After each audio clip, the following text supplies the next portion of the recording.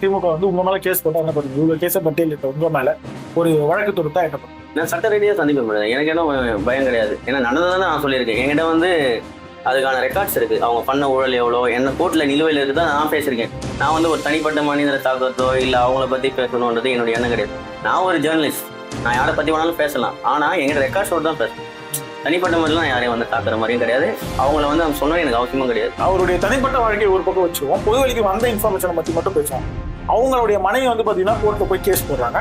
அது ஒரு விவாகரத்து கேஸ். அந்த விவாகரத்து கேஸ்ல வந்து அவங்க பல்வேறு குற்றச்சாட்டுகளை அடுக்கிறாங்க.